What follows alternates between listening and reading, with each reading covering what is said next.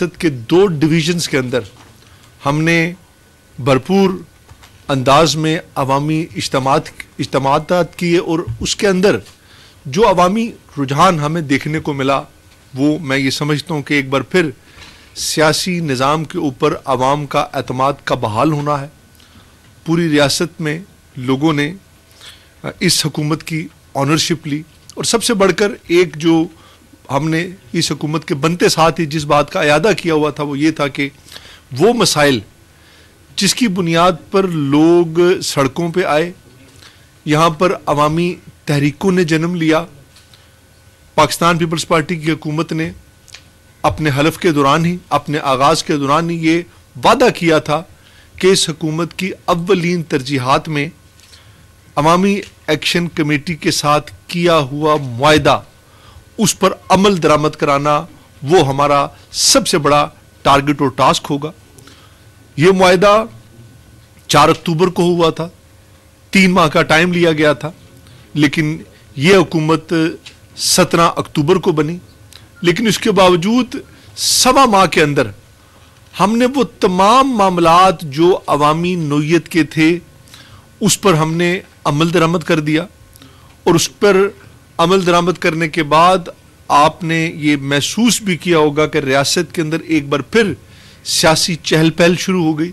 आवाम की बेचैनी और मायूसी में बेपनाह कमी आई और लोग एक बार फिर इस सियासी निज़ाम के ऊपर अपने एतमाद का इजहार कर रहे हैं। और ये एतमाद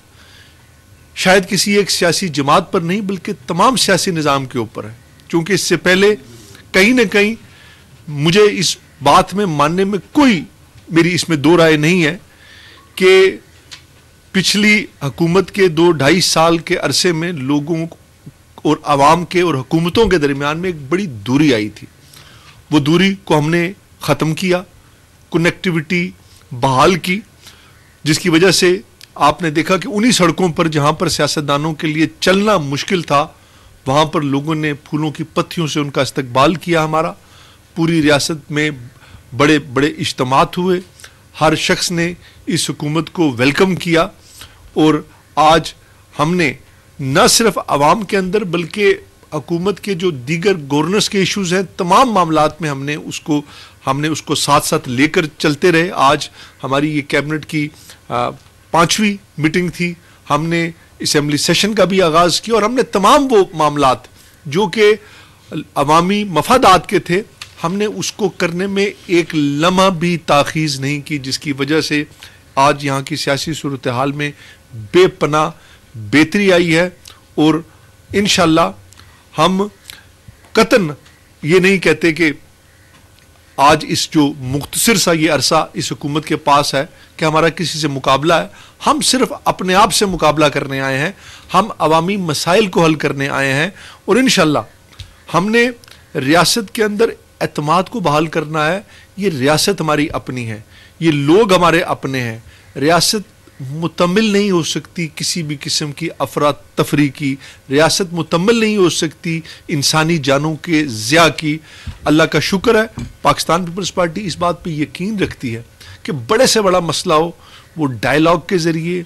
बातचीत के ज़रिए मिल बैठकर हल किया जा सकता है। और इसी वजह से आपने देखा कि हमने जब ये हुकूमत बनाई उसके बाद हमने वो मसाइल मामला जो अवामी नोयत के थे उसको तस्लीम भी किया, उस पर अमल दरामद करने के लिए जो हमने इक़दामात किए वो हम आपके सामने आज लाएंगे। हम खुद जैक के कोर मेंबरान के घर भी गए,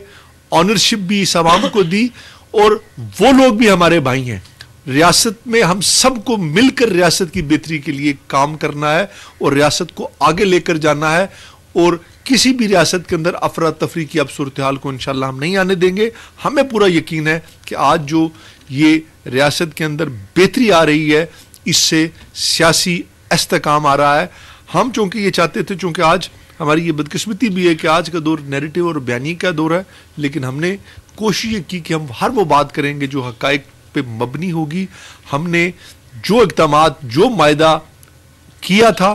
उस हवाले से हम आपको उस पूरे मुआहदे के 38 नकात का